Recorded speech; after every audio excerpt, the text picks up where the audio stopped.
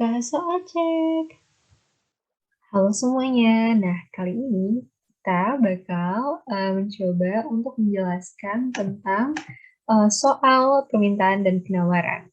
Nah, kali ini udah ada soal tentang harga duku. Jadi ada saat harga duku sebesar 15.000 per kilo, permintaan akan duku tersebut sebanyak 300 kilo. Tetapi pada saat harga duku meningkat menjadi 17.000 per kilo, permintaan akan duku menurun menjadi 200 kilo.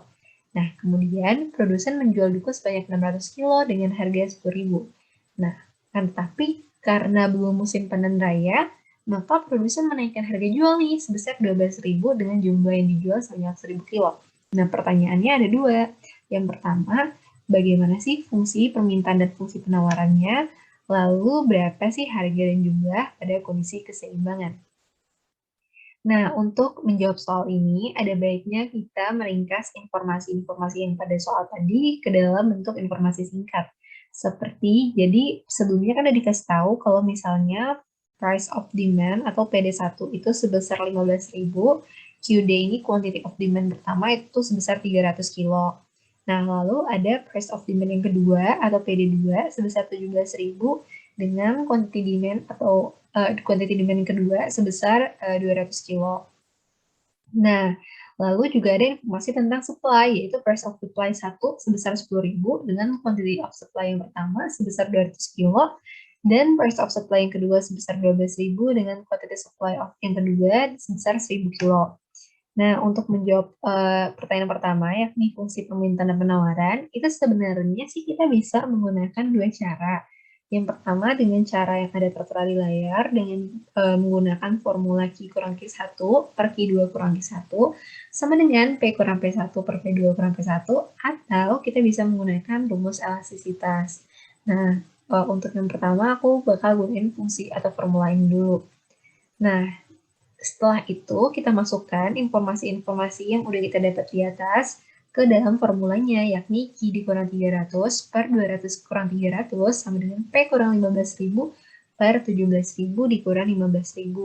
Nah, Q kurang 300 kita tulis kembali per 200 kurang 300 minus 100, jadi per minus 100 sama dengan P kurang 15.000 per 17.000 kurang 15.000 sama dengan 2.000. Nah, setelah itu kita kali silang deh. 2.000 kita kalikan dengan Q kurang 300, terus minus 100 kita kurangkan dengan P kurang 15.000 ini. Jadinya 2.000 Q kurang 600.000 sama dengan minus 100 P plus 1.500.000.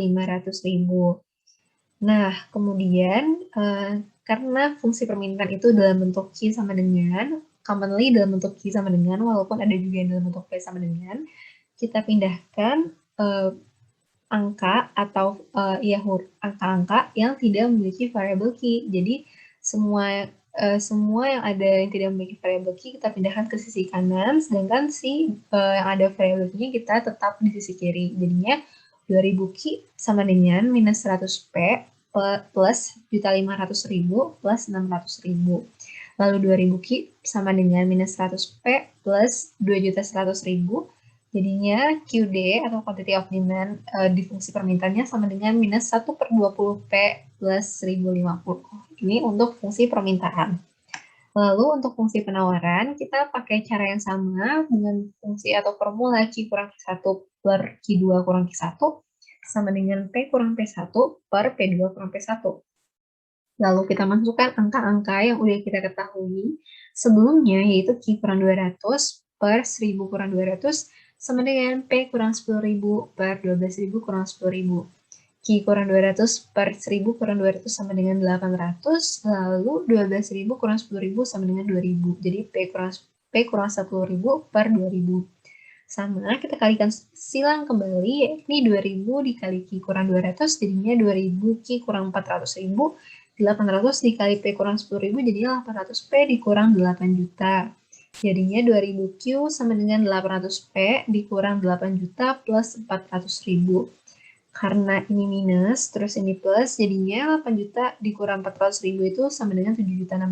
Karena 8 jutanya minus, jadinya minus 7.600. Jadi 2000 Q sama dengan 800 P kurang 7.600. Jadinya quantity of supply-nya yaitu sama dengan 2/5P dikurang 3.800 karena 2/5 ini hasil dari 800 dibagi 2.000, sedangkan 3.800 hasil dari 7.600 dibagi sama 2.000 ini. Lalu, untuk mencari harga dan jumlah pada kondisi keseimbangan, ingat kondisi keseimbangan terjadi pada saat QD sama dengan QS. QD-nya itu kita dapat yakni sebesar minus 1/20 P plus 1050, kita masukin ke sini. Lalu QS-nya 2/5P dikurang 3.800, kita masukin ke sebelah sini. Nah, setelah itu kita mencoba untuk mengelompokkan angka-angka yang memiliki variabel sejenis. Jadi, kayak misalnya di sini yang P ketemu dengan P itu di sisi kiri, kita taruh di sisi kiri, sedangkan yang tidak memiliki variabel P kita taruh di sisi kanan. Jadinya ini kan minus 1/20P, karena ini jadi dipindahin ke sini, jadinya kurang 2/5P, tapi di sini aku udah langsung untuk menyamakan penyebutnya, jadinya penyebutnya itu bisa sama-samakan dengan 20, jadi 20 bagi 21 jadi minus 1/20, 20 dibagi 5, 4 kali 2, 8, makanya dikurang 8/20P. Sama dengan minus 3.800 dikurang 1.050, jadinya minus 9/20P sama dengan minus 4.950, jadinya P sama dengan 11.000. Ini untuk harga keseimbangannya.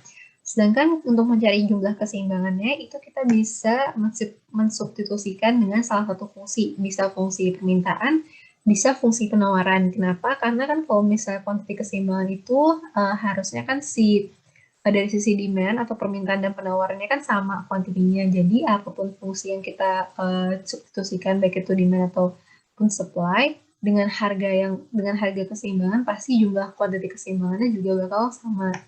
Jadi tinggal kita pilih salah satu. Di sini aku mencoba untuk memilih dari si quantity of supply, dalam artian aku ngambil fungsi penawaran. Jadinya 2/5P dikurang 3.800, 2/5 dikali P-nya itu kita ambil 11.000, jadinya 2/5 dikali 11.000 dikurang 3.800 sama dengan 600 kilo. Nah, jadi dari sini kita bisa tahu kalau harga keseimbangan ialah sebesar 11.000 dengan jumlah keseimbangan sebanyak 600 kilo. Demikian pembahasan soal kita hari ini, dan semoga kalian bisa mengerti ya apa yang aku coba jelaskan tadi, dan semoga bisa membantu.